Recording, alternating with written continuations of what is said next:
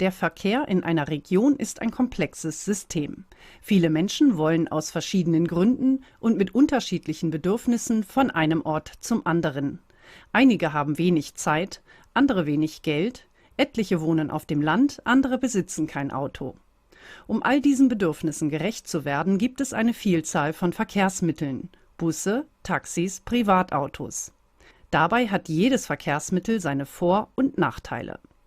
Während Busse vor allem in ländlichen Regionen selten fahren und dabei oftmals schlecht ausgelastet sind, kommt es in Ballungsräumen durch hohen motorisierten Individualverkehr zu Staus und Parkplatzknappheit, die sowohl die Reisezeiten erhöhen als auch die Umwelt belasten. Taxis befördern Menschen ohne Auto oder Führerschein schnell. Allerdings sind sie teuer und nehmen meistens nur einen Fahrgast mit.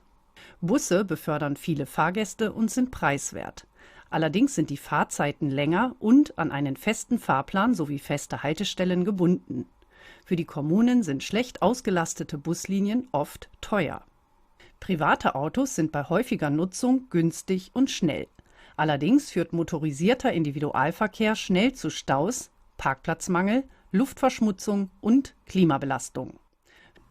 Wünschenswert wäre also ein Verkehrsmittel, das zwischen Taxi und Bus liegt, das sich am Bedarf orientiert und gleichzeitig mehrere Personen befördert, die in eine ähnliche Richtung müssen. Unser Ecobus.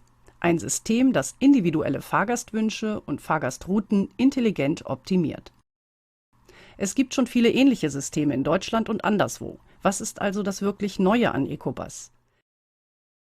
Herkömmliche Anrufsysteme sind für Kunden relativ teuer und bedienen einen Nischenmarkt. Erst modernste Hochleistungsrechner und neue Algorithmen erlauben es, eine völlig neue Betriebsart zu verwirklichen, die ein sehr kostengünstiges und zugleich flächendeckendes Mobilitätsangebot ermöglicht. Betrachten wir also diese Region. Den Fahrgästen Grün, Lila, Blau, Gelb und Rot stehen Buslinien 1, 2 und 3 zur Verfügung.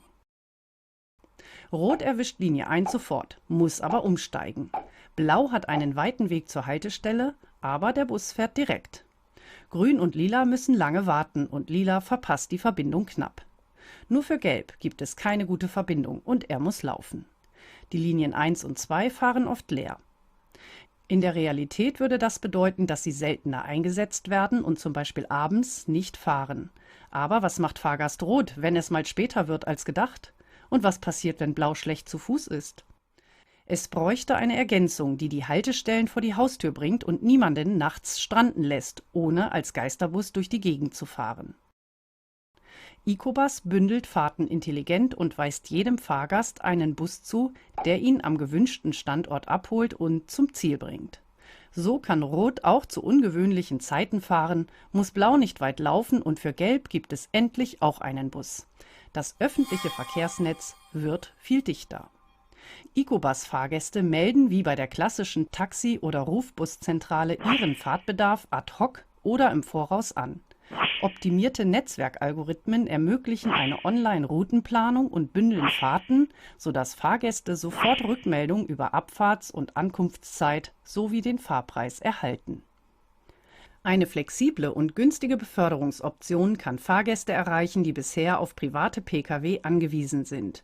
Das hilft der Umwelt und spart Geld, das sonst in überflüssigen Zweitwagen und wenig ausgelasteten Buslinien verpufft.